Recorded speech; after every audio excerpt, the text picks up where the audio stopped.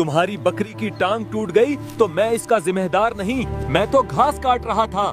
चले जाओ वरना ना मार दूंगा। चरवाहा समझ नहीं सका कि घसियारा नाराज क्यों हो रहा है।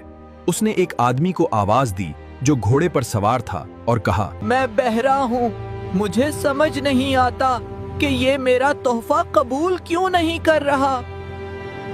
मैं बहरा हूँ, मुझे समझ नहीं आता कि ये मेरा तोहफा कबूल क्यों नहीं कर रहा।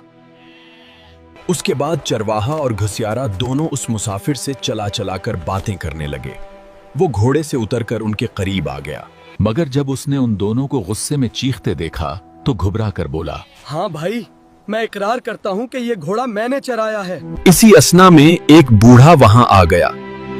घसियारा दौड़कर उसके पास पहुंचा और बोला, मोहतरम बुजुर्ग, मैं बहरा हूँ, इसलिए नहीं समझ सकता कि ये दोनों क्या कह रहे हैं। मेहरबानी करके आप ही बताइए कि ये क्यों चला रहे हैं। दिलचस्प बात यह थी कि वो बूढ़ा गूंगा था, इसलिए वो कोई जवाब न दे सका। वो उन सब के करीब आकर उनके चेहरों को गौर से देखने लगा। कुछ देर बाद तीनों बहरे खामोश हो गए। बूढ़ा उनके चेहरों को घूरता रहा। उसकी आंखें स्याह और चमकदार थीं। वो असल हकीकत जानने की कोशिश कर रहा था, मगर तीनों को यह खौफ लाहिक हो गया कि कहीं ये बूढ़ा उन पर जादू ना कर दे।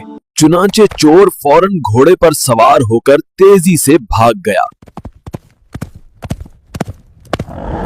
चरवाहे ने जल्दी जल्दी अपनी बकरियां जमा कीं और उन्हें हाँक कर घर की तरफ रवाना हो गया। घसियारे ने नजरें झुका लीं, घास का घुटरा कंधे पर रखा और तेजी से अपने घर की तरफ चल दिया। बूढ़ा उन्हें जाते देखता रहा और चंद लम्हों बाद वो भी वहां से चला गया।